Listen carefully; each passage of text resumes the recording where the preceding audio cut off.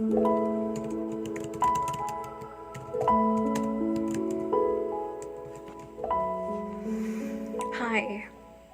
One thing that I've been learning recently is how fun it is, how liberating, to be specific, it is to just compile and gather everything when it comes to um, going for concepts on my TBR, to just sort everything out in one video, because in that way it's less of a hassle to edit everything. So not only does it lessen the pressure or the burden of editing so many videos at once, but it also gives me more time to read. Hence, I'm reading faster, which is a good thing. Also, going forward, at least for the time being, I thought it would really just be best to not cage myself in a time period. So I would just really gather a certain TBR concept for one specific reading vlog. So it doesn't necessarily have to be for that entire month, because sometimes I read faster.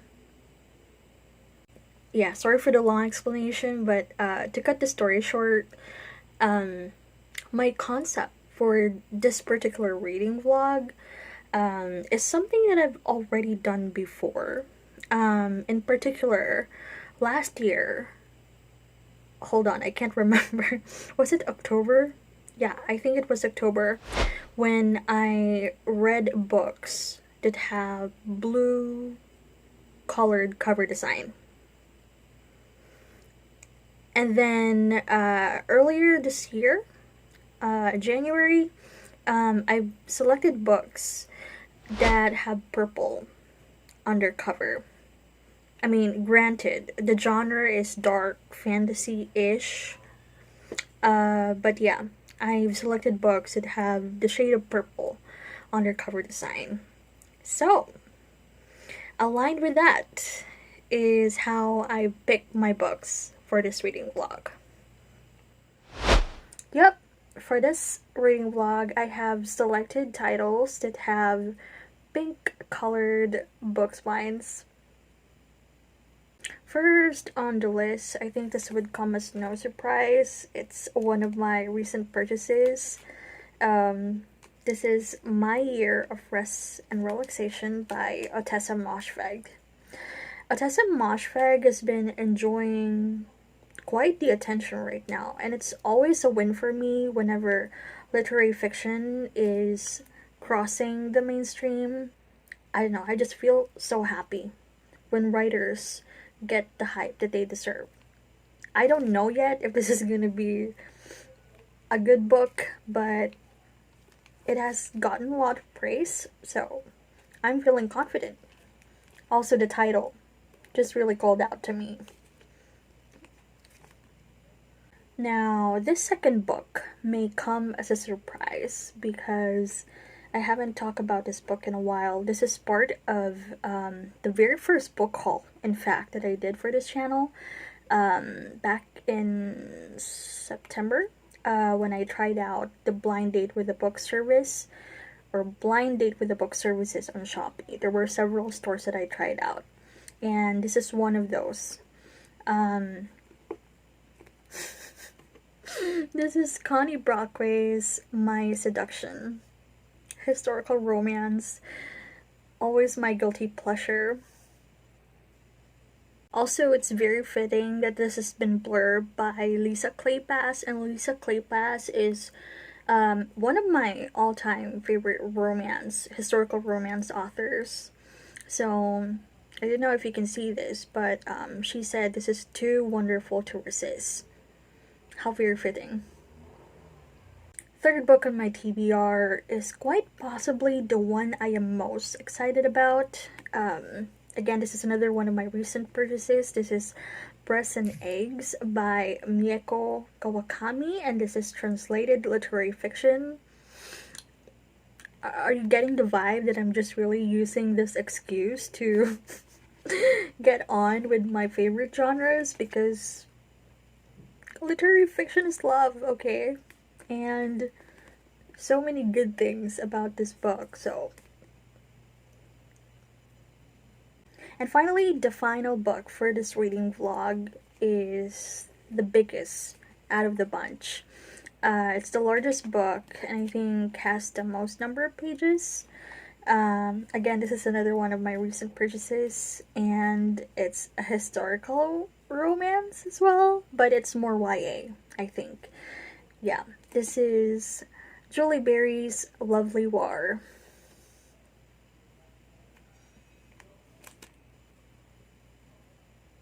You know what? I accidentally caught glimpses of the synopsis because the text is so big. And it has something to do with gods during the World War times. So I'm suddenly not sure if this is a fantasy story. And there we go, the 4 books that I'm gonna be reading for this reading vlog. Can you tell? Can you tell how excited I am? Because, yes, let's get on with it.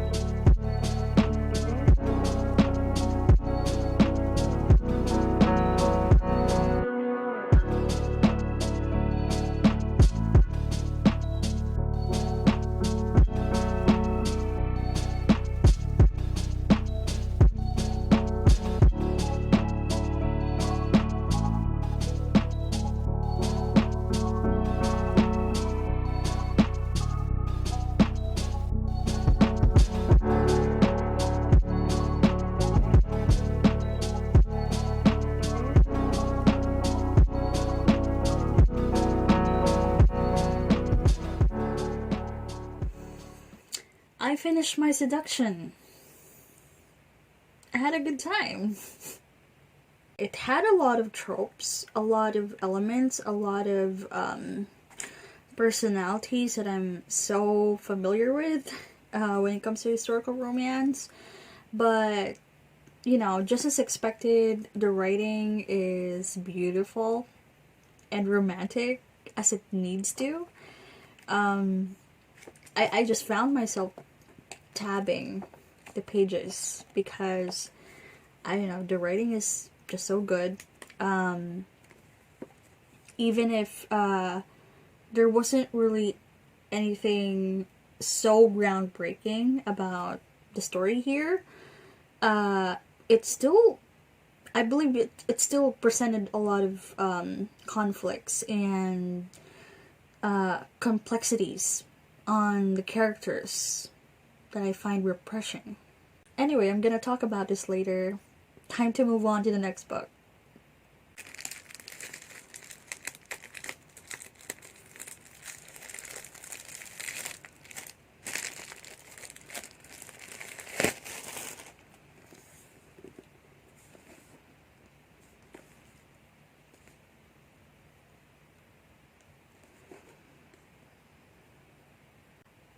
Translated literary fiction is literally one of my biggest weaknesses.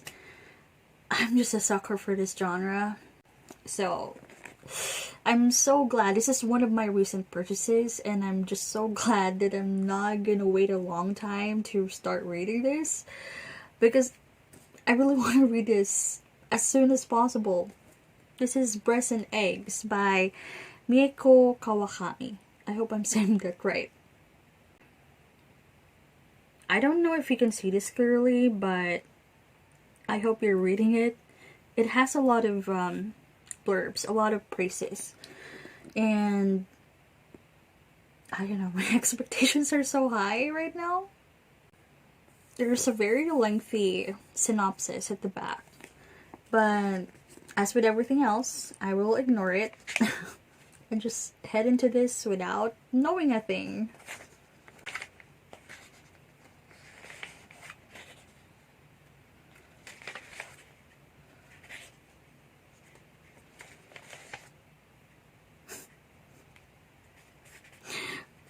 The first chapter, and I already feel so attacked. It says, "Are you poor?" What if I am?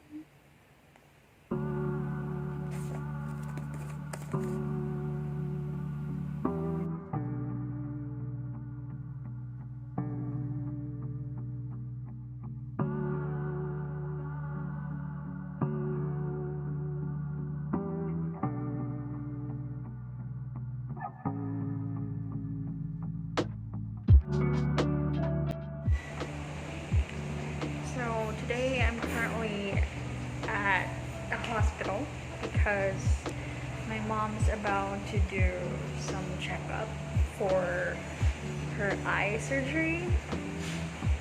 I'm really tired because I just got off work, but I'm hoping we're gonna finish everything as soon as possible so that I can read in peace. See you later.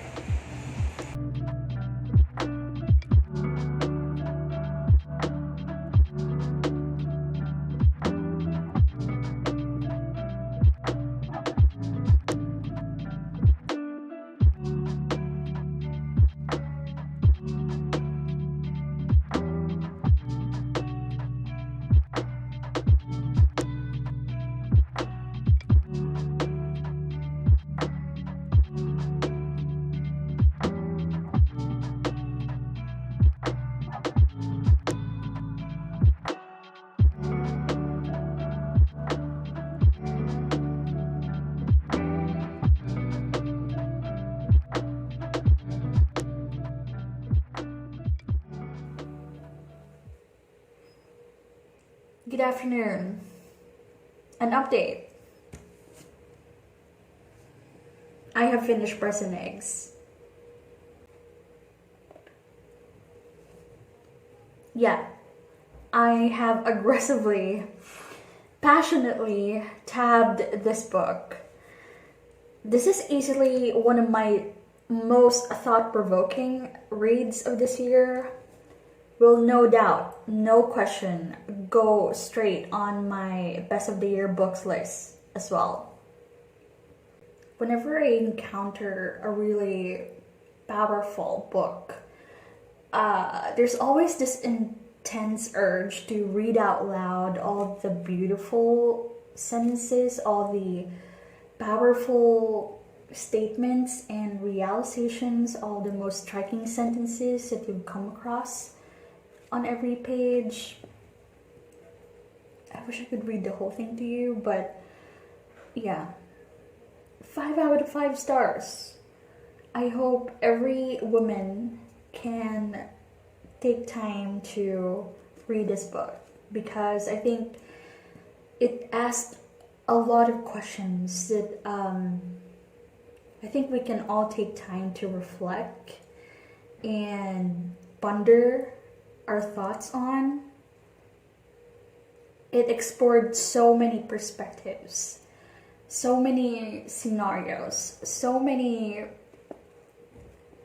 opinions, and I am so fascinated and I felt so educated by everything.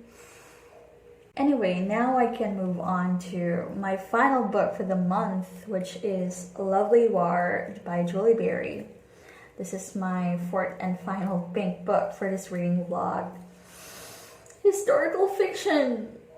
I missed you so much!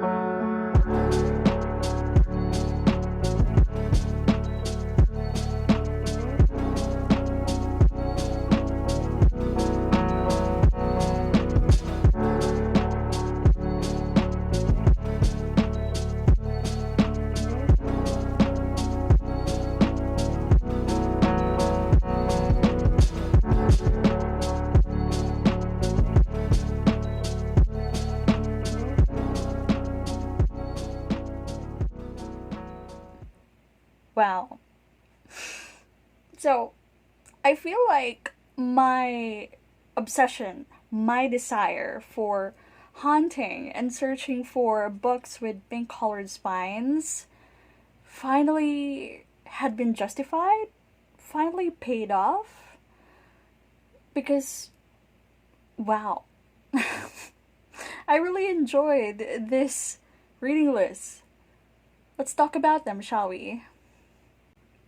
My Year of Rest and Relaxation by Otessa Moshfegh, the very first book that I have read for this reading vlog, and quite honestly, the hardest to describe or talk about, so this is gonna be a little bit challenging, but let's try. So the title is very straightforward. You know, it's about a woman who wants to have a year of rest and relaxation and, just wanted to isolate herself from the rest of the world for a period of time so she could sleep. That's about it. And, I think just as how a lot of people grapples and struggles with appreciating literary fiction, because literary fiction is what I would consider shapeless, which means they're not really restricted, they're not really limited or caged by the usual structure or the usual, linear timeline of events. No plot, just vibes, right? What this book did so well is to keep your attention focused and compelled for a plot that can be quite repetitive. This is really so compelling, which is why I'm giving it 4 stars. After a couple of chapters, I was prepared for this to be dragging, for this to be a slow read. But before I knew it, I was already halfway through. Before I knew it, I was already at the end. So I think it goes to show how it still managed to be so compelling, even though her life is so uneventful. Also, there's a lot of self-awareness in this book. The protagonist herself is very much aware that she came from privilege, that she's squandering a lot because of this period that she's taking time off from the rest of the world. So, she's got that kind of life that's so easy to envy, so easy to tell her, I wish I could enjoy that kind of rest. But at the same time, she's still depicted in a way that, ultimately makes you think that you still wouldn't wish that kind of life on yourself. The book is just mainly her thoughts and her recollections about what her life is so far. Remembrance of important milestones of events in her life and people that she encountered at work, her relationships with her family, her friend Riva, and her psychiatrist. Those are what's tackled. And for, I guess if there's a plot, there's no significant action or trigger that could make this a fast read, but it is a fast read. So, personally for me, that's the biggest triumph of this book, because it made me care for a protagonist who doesn't even care about the world, about her life. For someone who doesn't really prioritizes her welfare, as a reader, it made me invested to know how her story is gonna end. And that brings me to, I think, one of the strongest things about this book, because I know it has mixed receptions regarding the ending. Some people don't like it, some people feel it's rush or it doesn't make sense, but for me, that's a perfect conclusion. So, yeah, 4 stars. Second book on this reading list is Connie Brockway's My Seduction.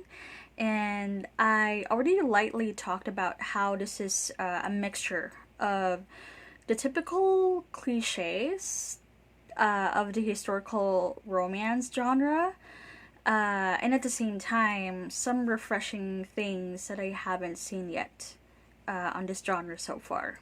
So I think my main issue about this book has got to do with pacing, because I feel like the progression of events could have been done better, because the latter half felt a tad bit dragging and convoluted. So yeah, it felt kind of dragging.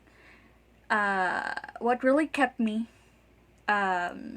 glued to the sequence of events is the writing style, not the chemistry. There is chemistry, but it's really the writing style that kept me going in this book. I believe that the conflict presented in this book between the two main characters is very solid, very strong, which really elevated them from the typical enemies to lovers genre in historical romance. This is not going to be a spoiler. I just really wanted to read something to you. Yeah. I've tabbed this book, by the way. A couple of pages, but still. Um, the father of the female protagonist died saving the male protagonist. So, in here, she says, "He didn't have to die. He had a choice. You said so yourself. Offering himself like that was irresponsible. He owed it to us to safeguard our futures by safeguarding his life. What I would dearly love to know is, why did he choose to die for you rather than live for us?" And then later on in the book, she further says, "Well, I am sick unto death of apologizing for not wanting to be poor, as if that desire is somehow cowardly and iniquitous, and the endurance of poverty is noble and virtuous. There's nothing noble in poverty, McNeil. Poverty is cold and desperate and anxious, always anxious. It stands by and watches men get sliced open and doesn't dare interfere.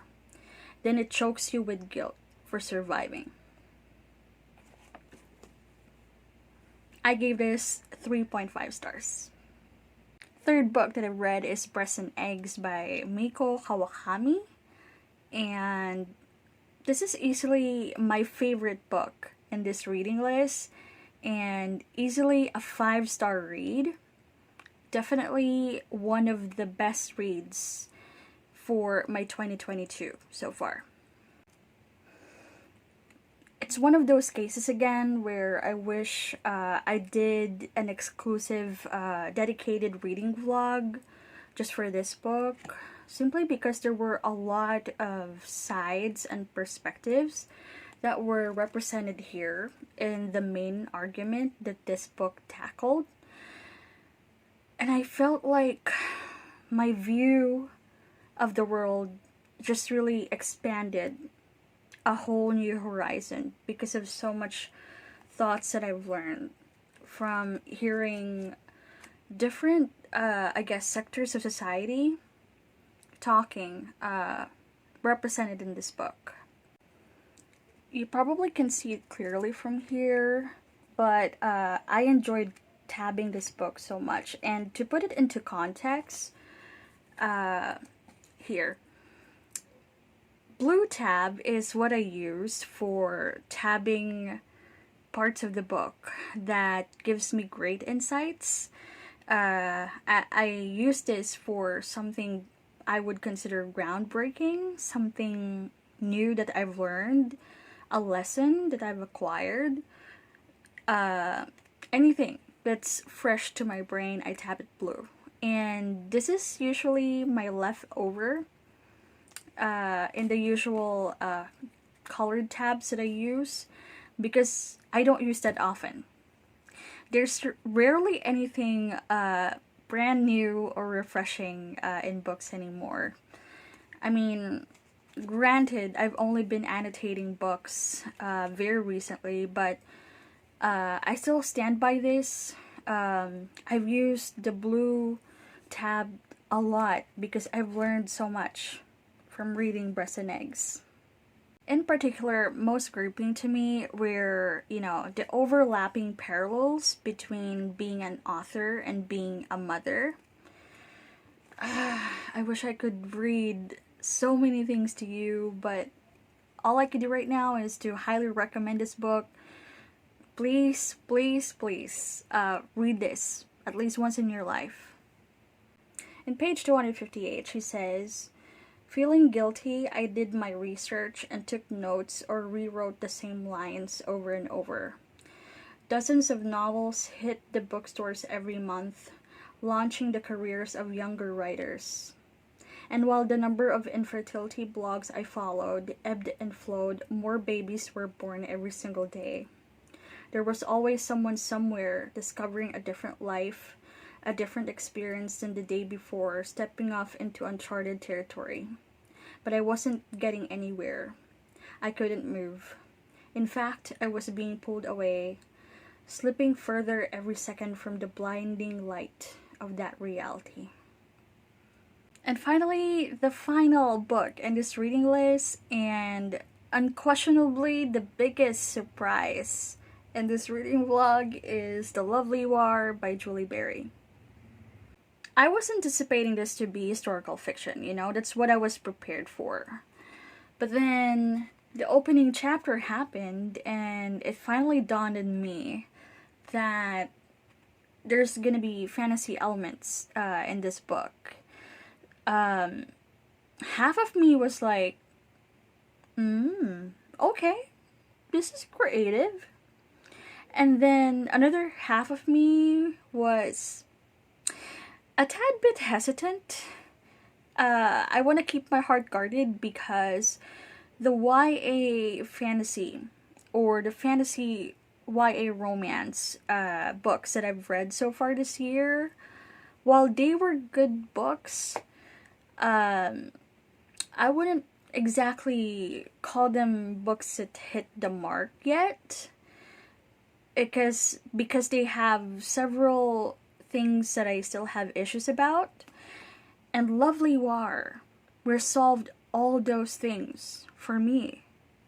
So I finally have a YA fantasy that tackled or utilized multiple POVs in perhaps one of the most creative ways that I've seen in quite a while. This did it so well. And finally, I have a YA fantasy romance which has characters that are brilliantly flawed but are still such a joy to root for. They're not stupid, their personalities are complex and yet consistent, and their inner goodness just endures and strives to combat the evils of the world. And it's so rewarding to stay and witness their stories. I have also tabbed this book like crazy, and towards the end I've also teared up a couple of times, so definitely a 5-star read. This success is so sweet and so satisfying. These books are so pretty and so gorgeous in different ways. I highly recommend all of them, and I'm just curious, what is your favorite book with a colored pink spine? I wonder. Give me recommendations.